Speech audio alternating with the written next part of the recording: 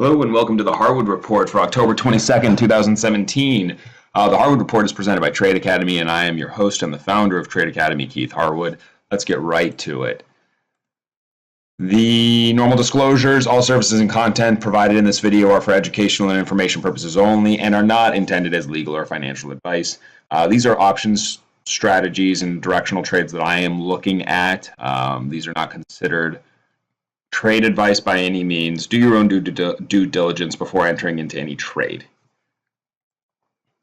This week I'm going to go through the normal macro indices as always, and then rates and forex have been really choppy the last couple weeks between Fed minutes, North Korea, discussion about who the next Fed president's going to be, and I think that's where I want to focus a little bit of my energy right now because it's been chopping, but I think it's finally starting to find some direction here. And then I'll move off of the rates and forex and commodities section and go into a few sectors of interest for me, and that's small cap banks, energies, and metals.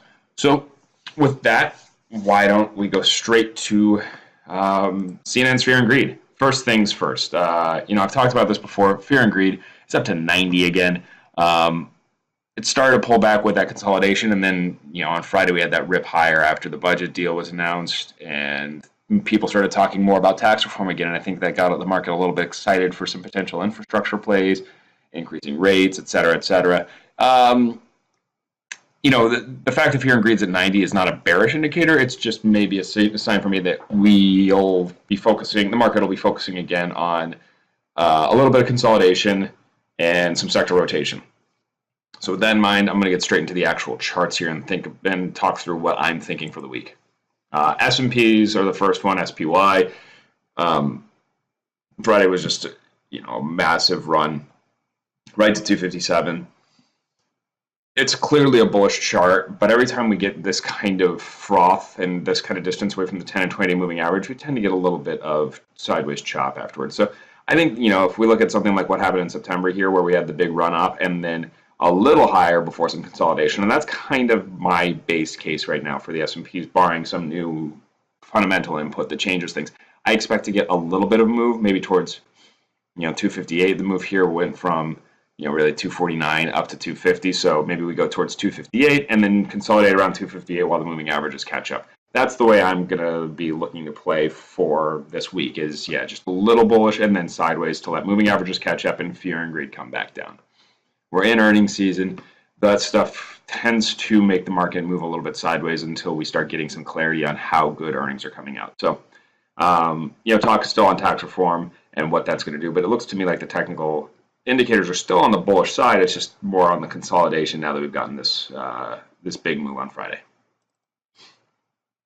From SPY, we'll go to the NASDAQ. This has got a little bit more room to run for me. I'd been thinking that tech was going to get a little bit of flow in with the way that rates and stuff are moving. It's the dollar being firm is usually better for small caps, so maybe tech doesn't actually get the massive amount of flow, but at the end of the day, tech is where a lot of the innovation is. So, a lot of money managers, discretionary types, still like tech. Thursday was bad. It broke below the 10-day moving average, but then it just reclaimed it on Friday, and now we're pressing up against new 52-week highs. So as long as things like Apple get some money flow into them, the FANGs, it seems like NASDAQ has got to make a little bit more of a run here. Maybe not much more than 150, but maybe that's my move for this week is a move towards 150, get a new all-time high, and then again a little bit of consolidation where tech I think outperforms the S&Ps at least. I mentioned IWM. That had the massive run, great consolidation period, retested the 20-day moving average. So this played out a lot how I was expecting. Break down, let some of these moving averages catch up. Gapped up on Friday, didn't make a new all-time high, or didn't close on a new all-time high, and actually didn't make a new all-time high. So you can see here, the high on October 9th was 150.68. We had a high, that was the high, and on Friday, the high was 150.41. So a little shy of the all-time highs. Firm dollar is good for small cap. Because of all this consolidation that happened, it's now, I think, got some room to run, but I think we need to get that move above 150.68 to really get people excited about small caps again. The MACD cross doesn't look particularly bullish. But, the last time we had that kind of really great run here, at the end of 2016, what happened? It chopped for a long time, and that's how, the market fixed itself. It let these, like the 50-day moving average catch up. The 50-day moving average is way below here. But remember the run we had when tax reform was really in focus after Trump won the election. We may get something like that again. Maybe this is going to be more of the move. We get a little bit more of a run, get a little further away from these 10 and 20-day moving averages, and then do that consolidation. So that's kind of where I'm thinking is going to be the run. I don't think it gets as frothy as here because people have been, market participants haven't been as excited about the Trump agenda and things. But I think that there's got to be some money flowing into small caps, especially with the dollar firmness and some excitement about tax reform. So maybe looking towards, this type of range, 152-ish. Maybe this week, maybe next. We got non-farm payrolls at the end of next week, so maybe people take a little bit of a breather on that. But generally speaking, still leaning on the bull side of small caps. And then finally, Dow Jones. I think this has got the most need to play sideways. It looks, this run looks a lot like what IWM did prior to its long consolidation period. Just very little down ticks, very slight drawdowns at any point, and then just continuing to ride higher. The money flow has been so strong here, and if that sector rotation starts to come in, I don't know that I can play incredibly bullish on the Dow Jones Industrial Average, only because it's just had such a good run. And I think that if we're going to get towards sector rotation, this is a spot where money is just going to hang out a little bit more. Maybe we look again, more like what we did in February here. So you saw this nice run, that gap higher in order to make that new high, and then, a relatively consolidation for 2 or 3 weeks. So that's what I'm looking for in the Dow Jones Industrial Average, is more of a consolidation. Not a great trade in the options to play for consolidation unless you start looking at some more complicated structures. So I'll look at those in the premium Harwood Report stuff, but for this free stuff, it's simpler for me to look for this into directional trades, and there's not a directional trade I really like in most of the macro indices. So we move to dollar yen. As discussed, it's been a chop the last couple weeks. So here we were above the key moving averages midweek. We broke below them, kind of went into that neutral stance zone. We were testing the 200-day moving average last week. Looked like the dollar yen was ready to fall off a cliff. And then conversation started coming out how maybe John Taylor would be the next Fed president. And then the budget was passed on Thursday, and that started to really firm us. And now it's starting to get a little clearer to me. We've broken now above all the highs here during this consolidation period. We're testing out the highs here from July and May, and it seems like things are looking up. The MACD is crossing back bullish. This little move, we found the support of the 200-day, and then we're kind of launching off of it. I expect to see a move up more into this 115, 116 zone by the time we're done here. This has been a bit of a frustrating week for 2-week period for my gold trade, because we haven't had normally these sort of consolidation periods in dollar yen. As you can see, the trends tend to be pretty one directional. This has been a little bit longer consolidation period, much like we had in May. This looks to me though like this is going to be that stair-stepping higher, moving towards 116. Looks bullish. Everything we're hearing from the next Fed president rumors look a little bit more bullish for the dollar. The budget being passed looks bullish for the dollar. Tax reform on the agenda looks bullish for the dollar. And that's why I'm expecting now the dollar to be bullish, particularly against the yen. But overall, UUP should be bullish as well in that case.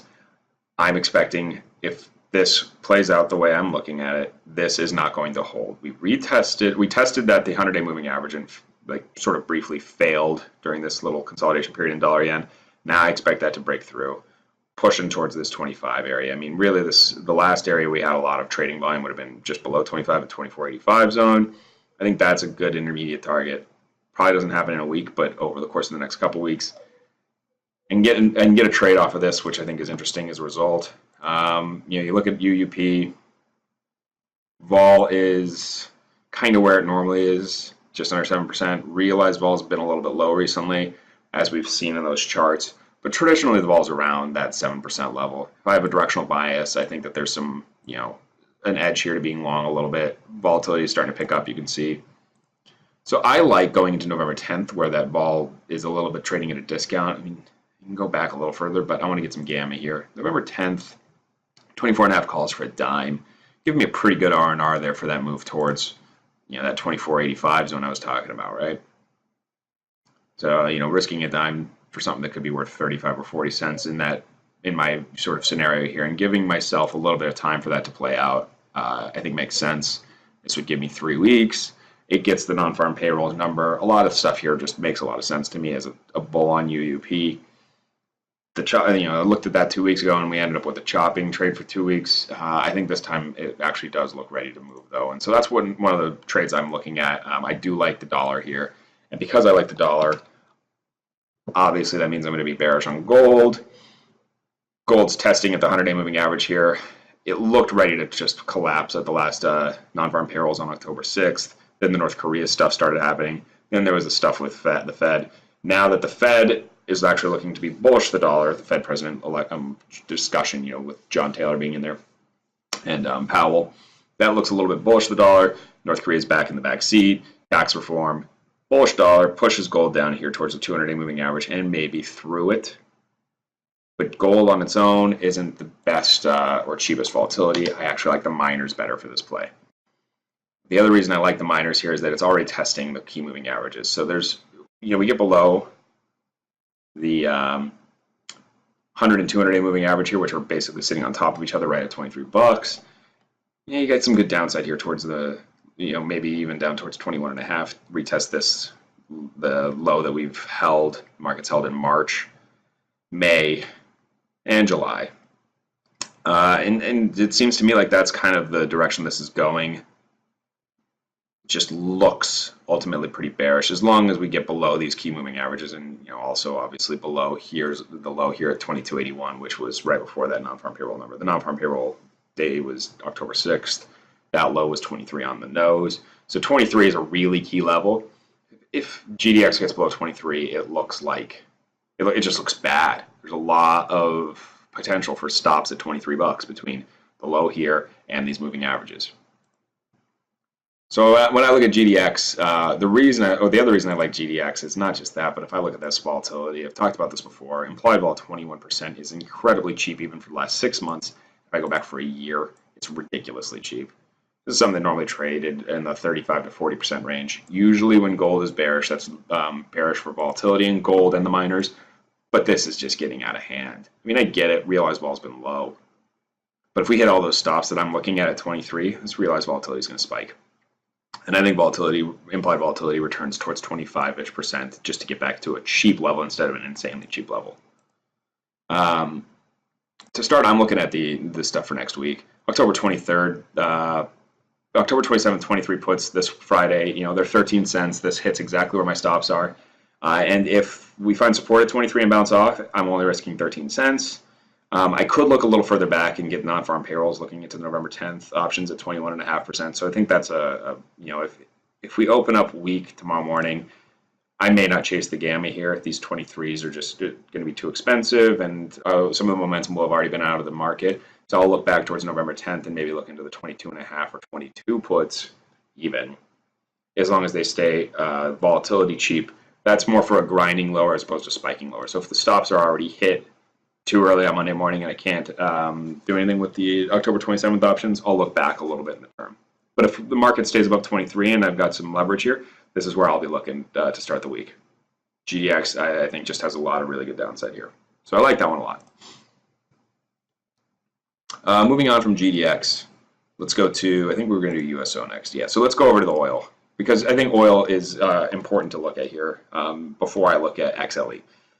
So you look at USO, and it is just holding really well above the 200-day moving average, and now you've got some, like the 10 and the 20 are above the 200-day moving average. Seeing some of these moving average crosses is another way that people look at signals for technical direction. So short-term momentum signals are telling us that this market has got some bullish inputs, and the short-term direction is stronger than what this long-term 200-day moving average has been. That's good to see for bulls.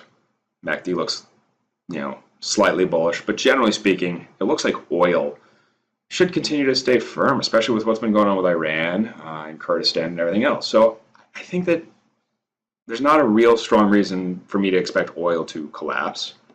And yet, when I look at XLE as an example, it's just not that firm. So, Thursday looked bad. Friday actually looked good to me. There was a rectangle here. You can see it here. If I just put the cursor there, you can see the high was around just below 69. The low is just below 68. Broke down on Thursday and came back to retest the lower end of that on Friday.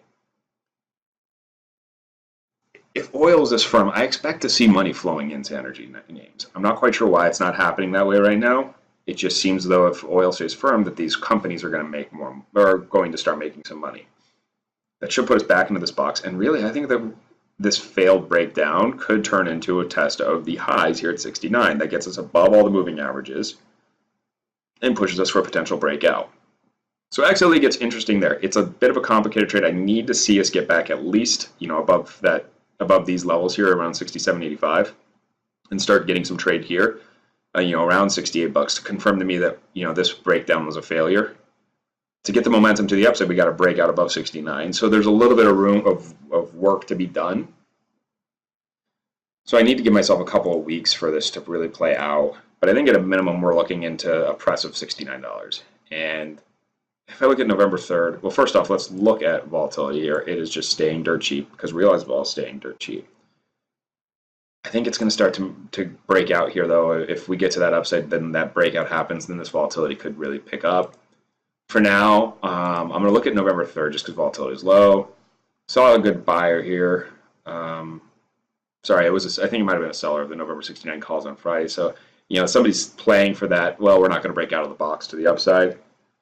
I think that we at least test it. And if I can get into these November 3rd 68.5 calls around 28 cents, that gives me a pretty good R&R. A move to 69 makes these worth 50 on expiration. That's not a great move, but if that with oil staying firm, and as long as oil stays firm, I think we could break out above 69 instead of just testing it, and then that's where these start to become a big win. The way I'll probably look to play this is being long these and into a rally towards the upper end of that range. As long as volatility stays low, I would basically just roll these towards the 69 calls, take some money off the table, and leave myself with a lot of upside. So that's how I'm looking at XLE. Next up, let me see here. After XLE, we had I had KRE, which is more of a rates play again. So financials, if you look at XLF, let's look at XLF first. So XLF already had this massive move on Friday, rates firm off the budget deal. So if I go to small caps, though, we're just testing the high end and looking ready to, I looked at this 2 weeks ago and we didn't get that breakout when we were trading around here. I think right now this is the ultimate time where financials have a reason to break out here now, though, with the budget deal done. And that puts KRE at least to 59, maybe even up to 60. So there's some good upside here on KRE. For that, I do want to have non-farm payrolls into my play. Again, though, we'll start with the vol. The vol is cheap. It's been a little bit cheaper, but it's pretty cheap. Realize vol is starting to pick up. And if I go to November 10th, see, November 3rd's got a little bit of vol premium to it. November 10th has a nice little discount to that. Still cheap. Still gives me some gamma. And if I look at these 58.5 calls for 53 cents, that plays really well where, I want to move just to 59, back to this high here, which was 59.70. That would put these guys worth about $1.20, so that's a really good R&R already. And if we have the full breakout and look more like what's happening in XLF, where XLF is trading well above those February highs already, which was closer to 25.5 bucks, then these things become a home run. But I want to have some probability just because right now there's probably a little bit of resistance up there towards 59.5. So I think that this has a really good chance of playing out, though, especially with including non-farm payrolls and knowing that we'll have a Fed president selected before these things expire, since Trump has said he would do it by November 3rd. Last one, but certainly not least, is XME.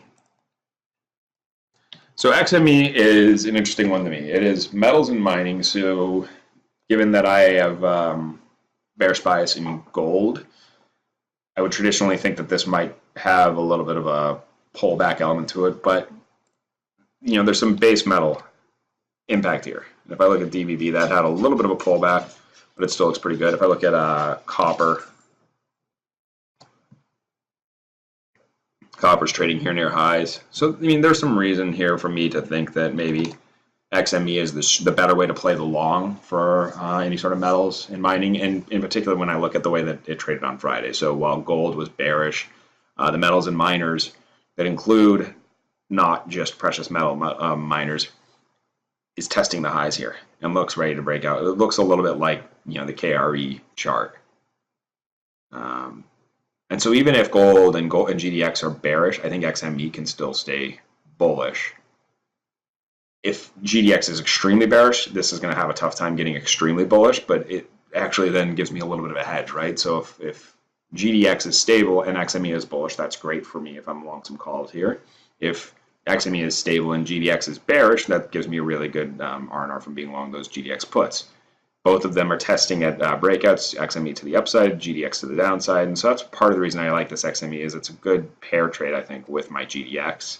And again, I'm looking at some calls here. In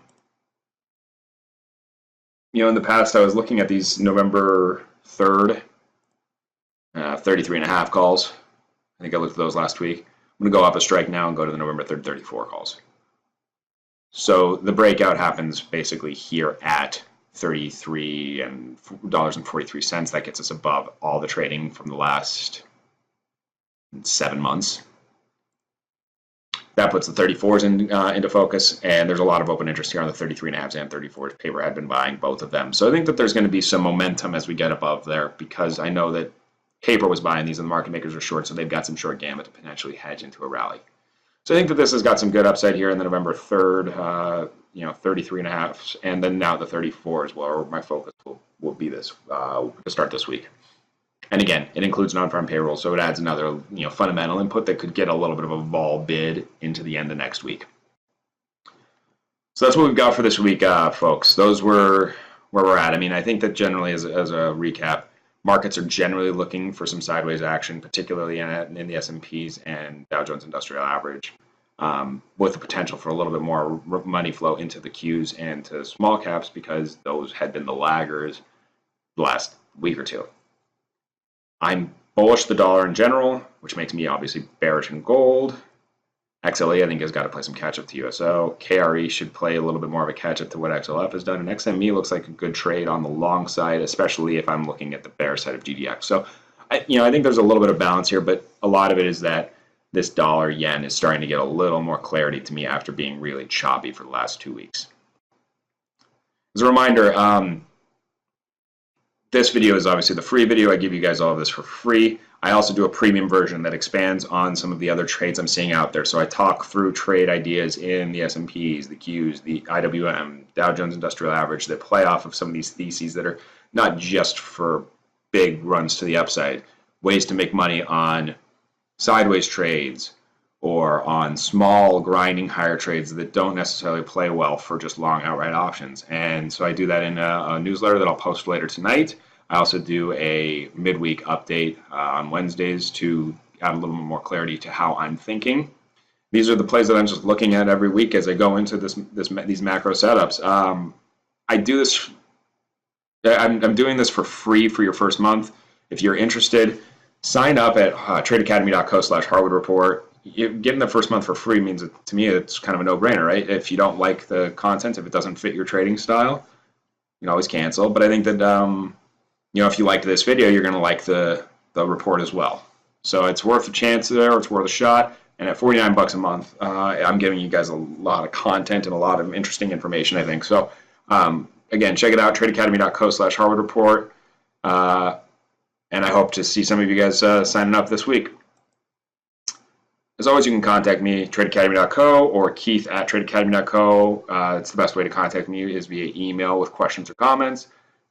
But if you want to talk to me in person, call me at 312-600-8004. And finally, as always, follow me on Twitter at tradeacademy.co. I do post some thoughts during the week as well, just to give a little bit of clarity on where I'm going, as well as some watch lists on individual names on things that I think have some potential for good options plays coming into the week, and then I start to structure some of them.